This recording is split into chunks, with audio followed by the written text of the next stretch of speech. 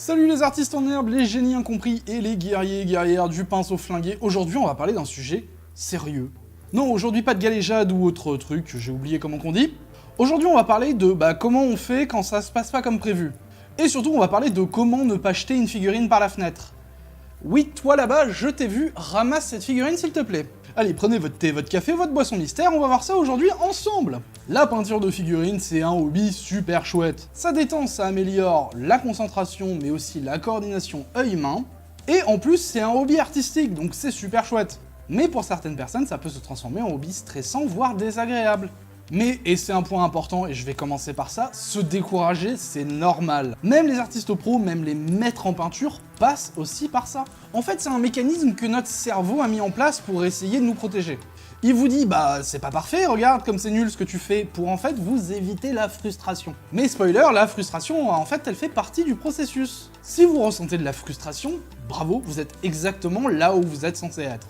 Donc première info assez rassurante, au final, se décourager, c'est quelque chose de normal. Même Léonard de Vinci, il devait regarder ses croquis de temps en temps et dire « ouais, bon, c'est pas ouf, quoi ». Votre cerveau, il est bien foutu et il panique dès que quelque chose ne se passe pas comme prévu. C'est un petit peu son job. C'est un petit peu comme un chat qui saute à la moindre poussière, c'est très mignon, mais pas forcément utile. Mais le fait de douter et d'être frustré, ça fait aussi partie du processus créatif. De savoir gérer sa frustration, justement, de pouvoir faire des améliorations à des endroits où on peut apporter des améliorations à notre niveau. Et un truc super important, c'est de faire confiance au processus, ou bien trust the process, comme disent les Anglais. Mais oui, globalement, si vous mettez juste une couche de peinture de base, vous faites pas d'ombrage ni de highlight, vous allez être un peu déçu, à moins que ce soit votre objectif. Un autre truc, c'est que vouloir peindre une entrée pour le Golden Demon alors qu'on vient à peine d'acheter son premier pinceau et sa première figue, c'est pas non plus très réaliste, ça. Et un truc super important, et c'est le cas dans tout processus créatif, que ce soit le dessin, la peinture, la musique, c'est de viser le fun avant de viser la perfection. En fait, on commence petit pour pouvoir progresser. Et pour s'améliorer, il y a plein de chemins possibles. Est-ce qu'on gère mieux ses lumières? Est-ce qu'on apprend le non-métallique métal?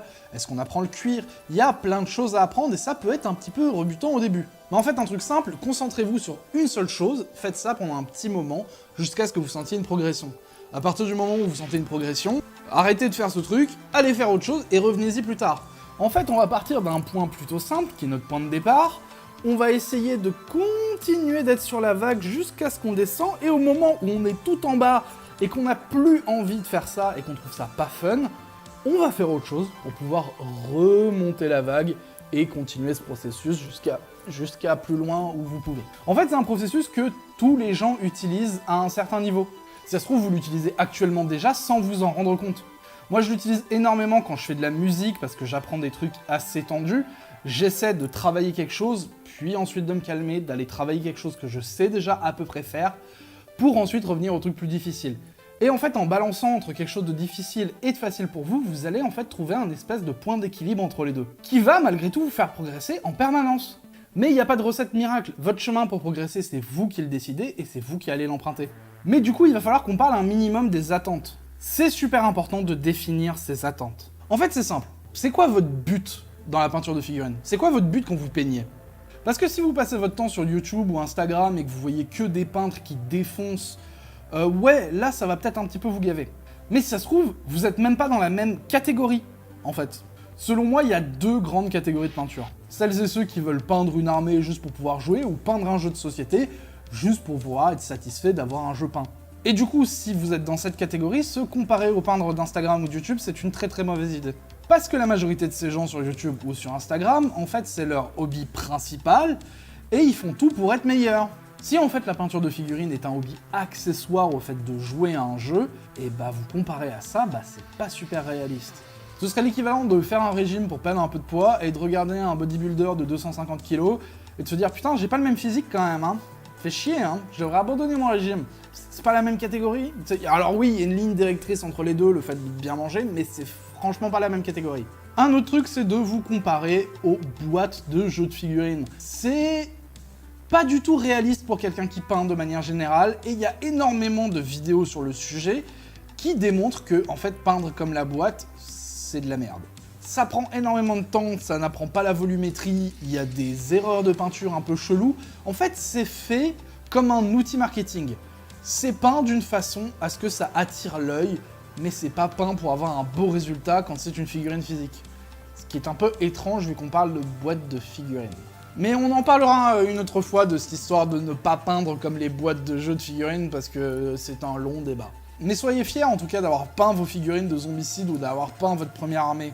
Vous avez pris du temps et de l'amour pour réaliser quelque chose et ça c'est formidable. La deuxième catégorie de peintres, c'est celles et ceux qui veulent partager leur travail sur internet, entrer dans des compétitions, participer à des événements et faire partie pleinement de la communauté peinture. Et si c'est votre but et que vous vous comparez quand même et que vous trouvez ça frustrant, c'est normal en fait, on progresse pas tous au même niveau. Mais vous progressez au meilleur niveau possible, le vôtre. Bon, s'il y a un gros truc à sortir de cette vidéo, c'est que se comparer c'est mal, il faut peut-être brûler Instagram. Mais si votre but en tout cas c'est de devenir meilleur dans la peinture de figurines, qu'est-ce qu'on fait? Bon alors déjà, sachez que 30 minutes de peinture par jour, c'est beaucoup mieux que 5 heures tous les 36 du mois.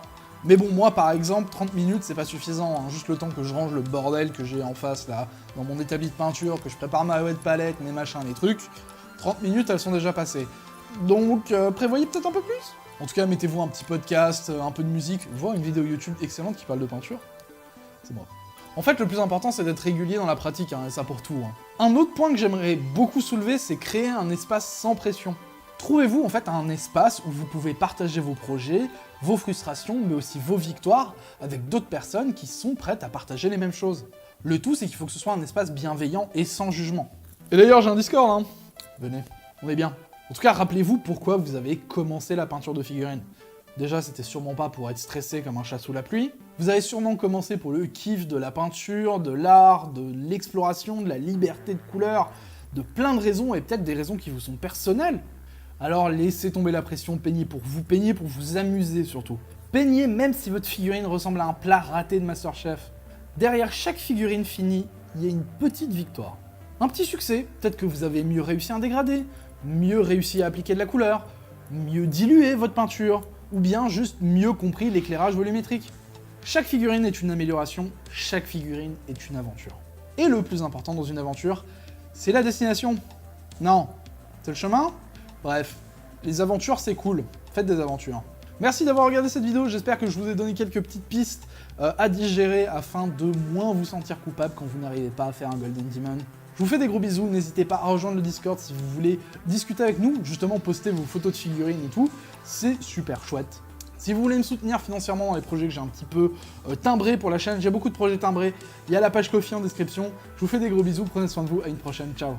Bon allez, moi j'ai des figurines à finir, c'est parti.